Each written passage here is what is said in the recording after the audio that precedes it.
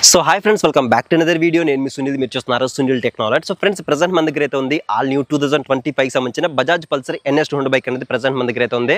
So single channel ABS model అని చెప్పొచ్చు. So ఇప్పుడు మనం ఈ బైక్ ని రైడ్ చేయబోతున్నాము. రైడ్ చేసి నా రైడ్ ఎక్స్పీరియన్స్ ఏంటి, అలాగే ఈ బైక్ లో నేను అబ్జర్వ్ చేసిన ప్రోస్ ఏంటి, కాన్స్ ఏంటి, అలాగే ఈ బైక్ ఎవరు తీసుకుంటే బాగుంటుంది అనే విషయాల గురించి క్లియర్ గా ఎక్స్ప్లెయిన్ చేస్తాం. కాబట్టి వీడియో అక్కడ స్కిప్ చేయకుండా లాస్ట్ చూసే ప్రయత్నం చేయండి.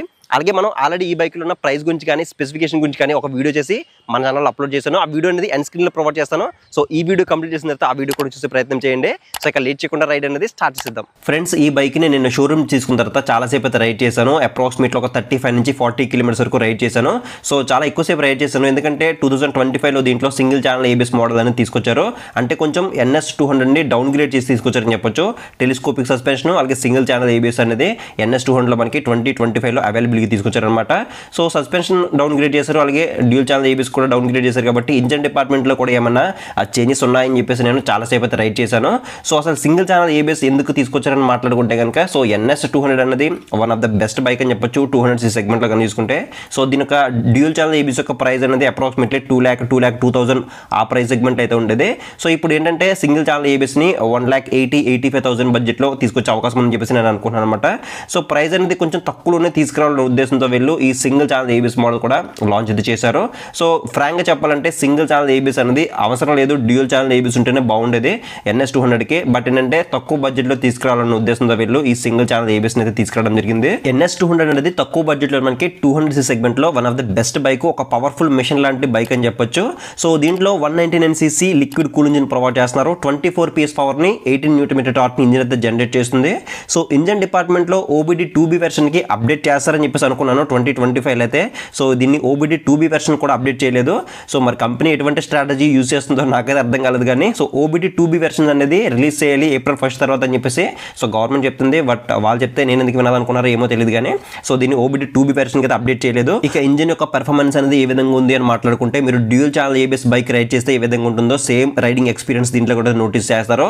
సో మనకి టెలిస్కోపిక్ సస్పెన్షన్ డౌన్ గ్రేడ్ చేశారు, అలాగే dual channel ABS down grade చేశారు కదా అని చెప్పేసి. సో ఇంజిన్ డిపార్ట్మెంట్లో ఏమైనా డౌన్ గ్రేడ్ చేశారా అని చెప్పేసి మీరు అనుకోవద్దు అనమాట. సో ఖచ్చితంగా మీరు ప్రతి రేవ్లో కూడా మీరు ఆ థ్రిల్ మీరు అయితే ఎక్స్పీరియన్స్ చేస్తారు.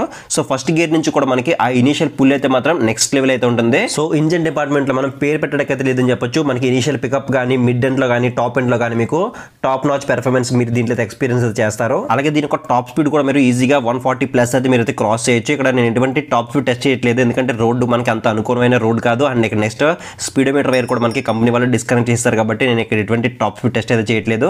ఈజీగా మీరు 140+ అయితే మీరు క్రాస్ చేయొచ్చు. సో 140+ మీరు క్రాస్ చేసినా కానీ మనకి ఎటువంటి వైబ్రేషన్స్ మనకి దీంట్లో అయితే ఉండవని చెప్పొచ్చు. అలాగే హీటింగ్ ఇష్యూస్ కూడా మనకి చాలా తక్కువ అయితే ఉన్నాయన్నమాట. సో లిటిల్ బిట్ వామ్ అయితే అవుతుంది ఇంజిన్ అనేది, బట్ మరి అంత ఎక్కువ అయితే కాదనమాట. సో ఇది సమ్మర్ కాబట్టి మనకి, అలాగే మనం టాప్ స్పీడ్లో ఎక్కువ రైడ్ చేస్తాం కాబట్టి కొంచెం హీట్ అనేది మనకి నార్మల్ అని చెప్పొచ్చు. అలాగే దీంట్లో లిక్విడ్ కూల్ ఇంజిన్ ఉంది కాబట్టి సో మనకి హీట్ కూడా మనకి త్వరగానే రెడ్యూస్ అయితే అవుతుంది. అలాగే నెక్స్ట్ దీని యొక్క ట్రాన్స్మిషన్ గురించి మాట్లాడుకుంటే 6 స్పీడ్ గేర్ బాక్స్ మనకి దీంట్లో అయితే ప్రొవైడ్ చేస్తున్నారు. గేర్స్ వేసినప్పుడు కానీ తీసినప్పుడు కానీ ఎటువంటి ప్రాబ్లం అయితే లేదు, స్మూత్ గానే పడుతున్నాయని చెప్పొచ్చు. సో స్టక్ అవటం లాంటిది కూడా లేకుండా మనకి స్మూత్ గానే పెర్ఫార్మ్ చేస్తుంది ట్రాన్స్మిషన్ అనేది.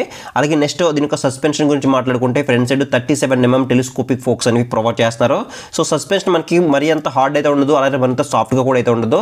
సో మీడియం ఎక్స్పీరియన్స్ అయితే ఉందని చెప్పొచ్చు. అలాగే బ్యాక్ సెక్షన్ గురించి మాట్లాడుకుంటే 5 స్టెప్ అడ్జస్టబుల్ మోనోషాక్ అనేది ప్రొవైడ్ చేస్తున్నారు. బ్యాక్ సైడ్ మాత్రం చాలా స్మూత్ అయితే ఉంటుంది. మనం హెవీ స్పీడ్ బ్రేకర్స్ దగ్గర కానీ లేదంటే ఆఫ్ రోడింగ్ అంటే గుంతల్లో రైడ్ చేసినప్పుడు కూడా మనకి స్మూత్ గానే పెర్ఫార్మ్ చేస్తుంది బ్యాక్ సైడ్ సస్పెన్షన్ అనేది. సో ఫ్రంట్ సైడ్ మనకి USD ఫోక్స్ ఉంటేనే బాగుండేది వెన్ కంపేర్ టు టెలిస్కోపిక్ అనమాట. అండ్ నెక్స్ట్ బ్రేకింగ్ డిపార్ట్మెంట్ గురించి మాట్లాడుకుంటే, బ్రేకింగ్ డిపార్ట్మెంట్లో దీంట్లో డ్యూయల్ ఛానల్ ABS అనేది తీసేశారు, ఓన్లీ సింగిల్ ఛానల్ ABS మాత్రమే ప్రొవైడ్ చేస్తున్నారు. సో ఇంకొకటి బెస్ట్ థింగ్ ఏంటంటే, ప్రీవియస్గా మనకి నార్మల్ డిస్క్ బ్రేక్ అయితే ఉండేది, ఈసారి పెట్రోల్ డిస్క్ బ్రేక్స్కి అప్డేట్ అయితే చేశారని చెప్పొచ్చు. సో నార్మల్ డిస్క్ బ్రేక్స్ అనేవి మనకి హీట్ అనేది అంత త్వరగా అయితే రిడ్యూస్ చేయవు. ఈ పెట్రోల్ డిస్క్ బ్రేక్స్ అనేవి మనకి కట్స్ అలాగే మనకి హోల్స్ ఉండడం వల్ల మనకి హీట్ అనేది త్వరగా రిడ్యూస్ అయ్యి మనకి బెటర్ బ్రేకింగ్ యాక్యురేట్స్ మనకి ఇవైతే ప్రొడ్యూస్ అయితే చేస్తాయని చెప్పొచ్చు. సో బ్రేకింగ్ డిపార్ట్మెంట్లో మనకి ఫ్రంట్ సైడ్ బ్రేక్ అయితే మాత్రం చాలా యాక్యురేట్గా చాలా ప్రాపర్గా మనకి ఎంగేజ్ అయితే అవుతుంది. బట్ ఏంటంటే బ్యాక్ సైడ్ డిస్క్ అయితే మాత్రం మనకి కొంచెం లిటిల్ బిట్ ల్యాగ్ అయితే అవుతుంది అనమాట. అంత ప్రాపర్గా మనకి ఎంగేజ్ అయితే అవ్వట్లేదు, కొంచెం లిటిల్ బిట్ ల్యాగ్ అయితే తీసుకుంటుంది. So back side RLP sensor కూడా మనకి ఈసారి అయితే ప్రొవైడ్ చేస్తున్నారు. సో ABS ఉంటుంది కదా, దాని ప్లేస్లో మనకి RLP సెన్సార్ మనకి దీంట్లో అయితే ప్రొవైడ్ చేస్తున్నారు. సో ఇదేంటంటే మనం ఫ్రంట్ సైడ్ బ్రేక్ సడన్గా హార్డ్ ప్రెస్ చేసినప్పుడు మనకి ఏంటంటే బ్యాక్ సైడ్ వీల్ మనకి పైకి లేవకుండా ఈ RLP సెన్సార్ అయితే యూజ్ అవుతుంది. అలాగే నెక్స్ట్ దీనికి టైర్స్ గ్రిప్ ఎలా ఉందని మాట్లాడుకుంటే, టైర్స్ అనేవి మనకి ప్రీవియస్గా ఏవైతే టైర్స్ ఉన్నాయో సేమ్ టైర్స్ మనకి దీంట్లో అయితే ప్రొవైడ్ చేస్తున్నారు, ఎటువంటి చేంజ్ అయితే లేదు. ఫ్రంట్ సెక్షన్లో 100/80 70 నుంచి ట్యూబ్లెస్ ఎలా వీల్స్ అనేవి ప్రొవైడ్ చేస్తే, బ్యాక్ సెక్షన్లో 130/70 70 నుంచి ట్యూబ్లెస్ ఎలా వీల్స్ అనేవి ప్రొవైడ్ చేస్తున్నారు. సో ఎంఆర్ఎఫ్ టైర్స్ మనకి దీంట్లో అయితే ప్రొవైడ్ చేస్తారనమాట. సో కొంచెం బెటర్ గ్రిప్ మనకి ఇవైతే మెయింటైన్ చేస్తాయి. అలాగే నెక్స్ట్ ఏంటంటే లైఫ్ కూడా ఎక్కువైతే వస్తాయి అనమాట ఎంఆర్ఎఫ్ టైర్స్ అనేవి ప్రొవైడ్ చేయడం వల్ల. అండ్ టైర్స్ గ్రిప్ ఎలా ఉందని మాట్లాడుకుంటే, సో దీంట్లో మనకి బ్యాక్ సెక్షన్లో డ్యూయల్ ఛానల్ ఏబిఎస్ లేదు కాబట్టి, సో బ్యాక్ సైడ్ టైర్ అనేది 140 సెక్షన్ టైర్కి అప్గ్రేడ్ చేస్తే బాగుండదు అని చెప్పేసి నాకు అనిపించింది. So but as of now కానీ చూసుకుంటే మనకి గ్రిప్ పరంగా ఎటువంటి ప్రాబ్లం అయితే లేదు. బట్ ఏంటంటే 140 సెక్షన్ టైర్ ఇచ్చి ఉంటే ఇంకా బాగుండదు అని చెప్పేసి నాకు అనిపించింది. Back side 130 section tyre offer చేసినప్పటికీ మంచి రోడ్ గ్రిప్ మనకి ఈ టైర్స్ అనేవి మెయింటైన్ అయితే చేస్తుందని చెప్పొచ్చు. మనం ఎంత టాప్ స్పీడ్ రైడ్ చేసినా కూడా మనకి మంచి రోడ్ గ్రిప్ అయితే మెయింటైన్ చేస్తున్నాయి. అలాగే మనం కార్నర్ ఇచ్చినప్పుడు కూడా మనకి ఎటువంటి కాన్ఫిడెన్స్ లెవెల్స్ అనేవి మనలో మిస్ అవ్వకుండా మంచి రోడ్ గ్రిప్ మనకి ఈ టైర్స్ అనేవి మెయింటైన్ అయితే చేస్తుందని చెప్పొచ్చు. సో ముఖ్యంగా దీంట్లో పెరిమీటర్ చార్జ్ అనేది ప్రొవైడ్ చేయడం వల్ల సో మనకి ఆ స్టెబిలిటీ అనేది ఎక్కడ కూడా మనకి మిస్ అయితే అవ్వట్లేదు అనమాట. సో మెయిన్ ఒక బెస్ట్ థింగ్ ఏంటంటే NS200లో మనకి పెరిమీటర్ చార్జ్ అనేది మేజర్ ఇంపార్టెంట్ కీ రోల్ అయితే మనకి ప్లే చేస్తుందని చెప్పొచ్చు.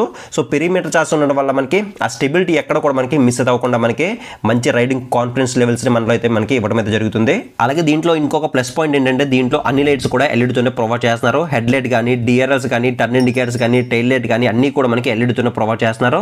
హెడ్ లైట్ యొక్క నైట్ టైం విజిబిలిటీ కూడా మనకి టూ గుడ్ అయితే ఉంది, ఎటువంటి ప్రాబ్లం అయితే లేదు. ఇది ఒక ప్లస్ పాయింట్ అని చెప్పొచ్చు. అలాగే నెక్స్ట్ ఇంకా కన్సోల్ యొక్క విజిబిలిటీ గురించి, కన్సోల్ ఉండే ఫీచర్స్ గురించి మాట్లాడుకుంటే, కన్సోల్లో మనకి ఫీచర్స్ అనేవి రెగ్యులర్ ఫీచర్స్ అన్ని అయితే ప్రొవైడ్ చేస్తున్నారు. ఏవైతే కావాలో మనకి డే టు డే లైఫ్లో అవన్నీ కూడా మనకి దీంట్లో ప్రొవైడ్ చేస్తున్నారు. బ్లూటూత్ సపోర్ట్ ఇచ్చారు, నావిగేషన్ సపోర్ట్ ఇచ్చారు.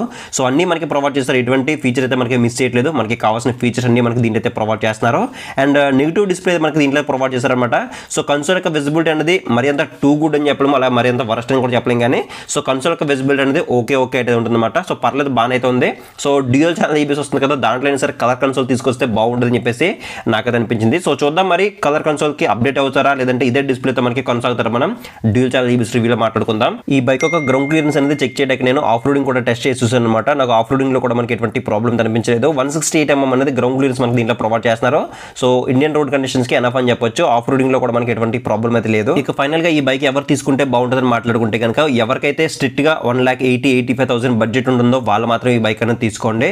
సో నా రికమెండేషన్ ఏంటంటే, మీరు 1,80,000 మీరు బడ్జెట్ పెడుతున్నప్పుడు ఇంకొక 15,000 to 20,000 ఎక్స్ట్రా వేసుకుని మీరు డ్యూయల్ ఛానల్ ఏబిఎస్ బైక్ తీసుకోండి. సేఫ్టీ పరంగా మనకి దాంట్లో బెస్ట్ ఫీచర్స్ అనేవి ప్రొవైడ్ చేస్తారు కాబట్టి ఖచ్చితంగా మీకు ఆ 15,000 వర్త్ మీకు ఆ డ్యూయల్ ఛానల్ ఏబిఎస్ బైక్లే ఉంటుంది. కాబట్టి ఖచ్చితంగా మీరు ఒకవేళ NS200 బైక్ తీసుకోవాలని ప్రయత్నం ఉంటే కనుక, సో నేను స్ట్రిక్ట్గా అయితే డ్యూయల్ ఛానల్ ఏబిఎస్ బైక్ని రికమెండ్ చేస్తాను. ఇక ఈ బైక్ అనేది మార్కెట్లో సక్సెస్ అవుతుందా లేదా అనేది దీని యొక్క సేల్స్ మీద డిపెండ్ అయి ఉంటుంది. ఒకవేళ మార్కెట్లో సక్సెస్ఫుల్గా రన్ అయితే మాత్రం ఖచ్చితంగా దీన్ని కంటిన్యూ చేస్తారు. ఒకవేళ దీని యొక్క సేల్స్ అనేవి అంతంత మాత్రంగా ఉంటే మాత్రం ఖచ్చితంగా నెక్స్ట్ ఇయర్ ఈ బైక్ని డిస్కంటిన్యూ చేసే అవకాశం అయితే ఉంది.